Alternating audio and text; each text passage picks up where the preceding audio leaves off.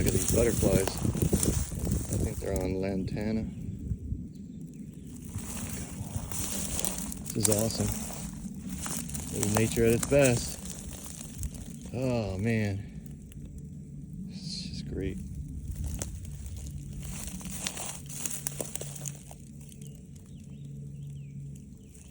Wow. Look at them all.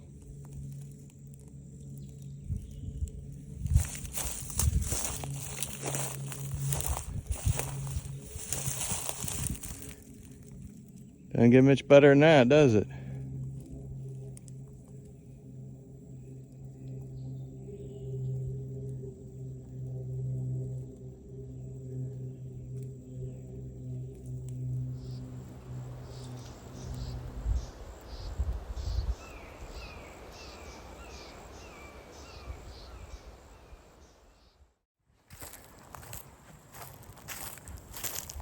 So this morning I came out to road cruise and conditions just failed. Bluebird skies.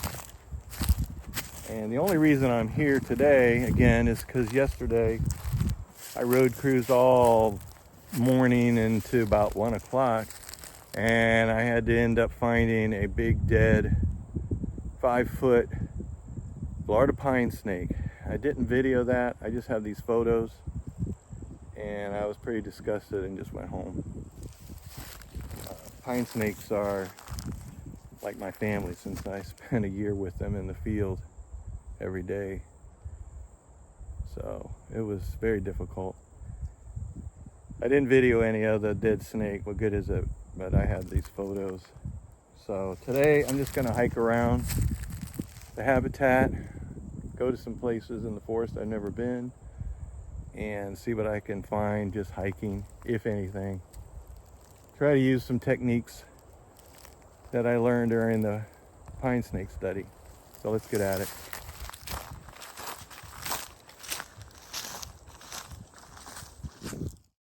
Okay, so I think I'm gonna keep showing tracks that I find that are interesting. And here's a good one. To me, this looks like two snakes going side by side, and the male is trying to mate with the female as she's crawling. They're moving together. I think this is very interesting. That is how a turkey oak gets its name, because a leaf looks like a turkey's print. Pretty cool. Here's a perfect setup for a snake. You've got the Gopher tortoise burrow right here. And then here, you got all these stick-ups. So you've got all this structure so you can have a snake cryptic basking in here, which part of his body's in the sun, part's in the shade. So he can thermoregulate at the exact temperature. These are really good spots to find a snake like a pine snake, indigo, diamondback rattlesnake, coach whip, racer. That's the type of snake you would find here.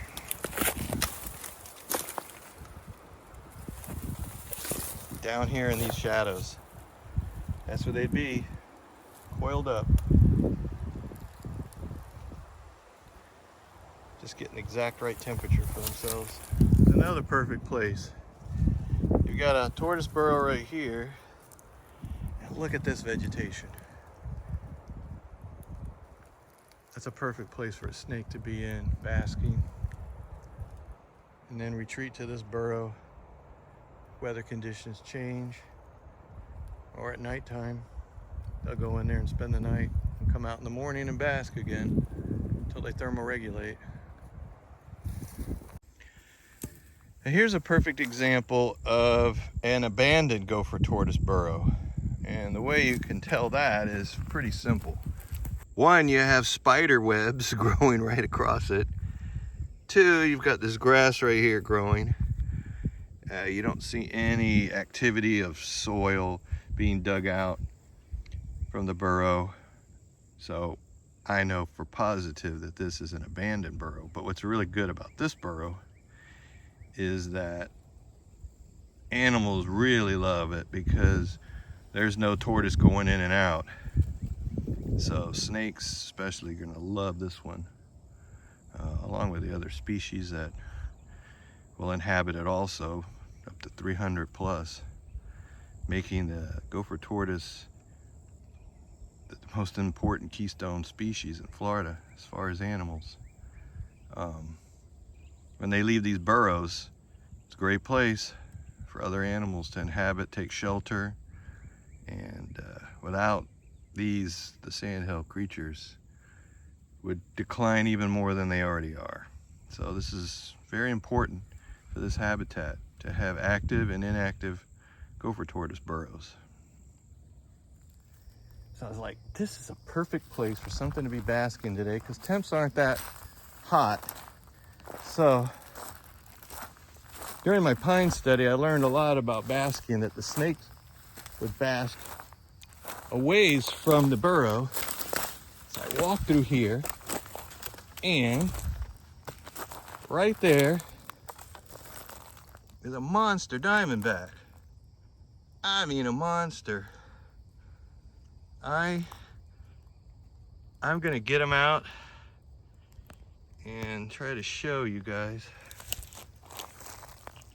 I hate disturbing them, but this one is huge. They always bask a ways from their burrow, and I noticed a slide. Look at the size of this guy. He is huge.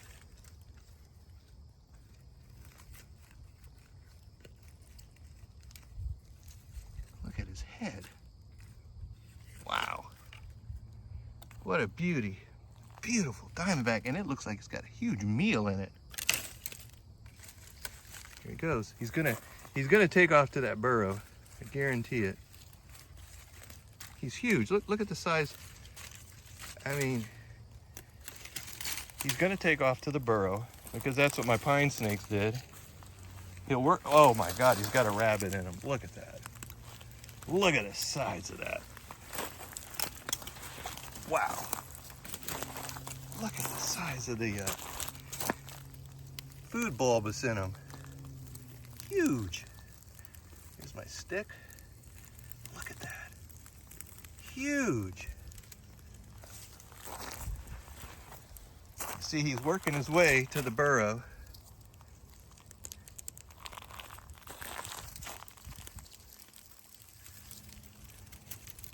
And I didn't mind bothering him because he's in a very isolated place that I've hiked to. But I wanted everybody to see the size of this. Look at the size of this. That is a rabbit. Wow. The thing is, he's not even rattling.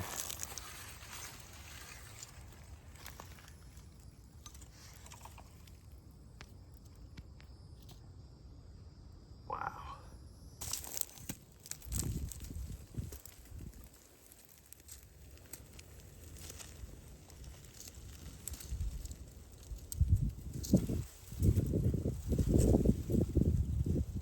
Yep, there he goes.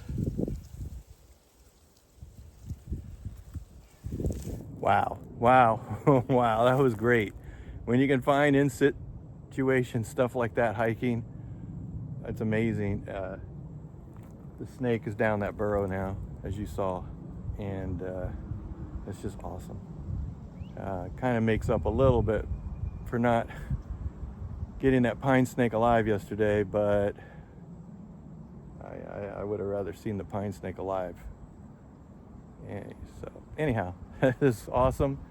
The most interesting thing is the snake never rattled, and people need to understand these snakes just want to get away. That's a very dangerous snake if it was to bite you. And I've been out here in the field so many times walking right by them, and they don't care about humans. They want nothing to do with us. That snake didn't chase, it didn't rattle. He just wanted to go on his business, go down his burrow, and be safe. So it'll come back out, guaranteed to finish digesting that rabbit, has to be at a certain temperature for their digestive system to work. So, pretty interesting.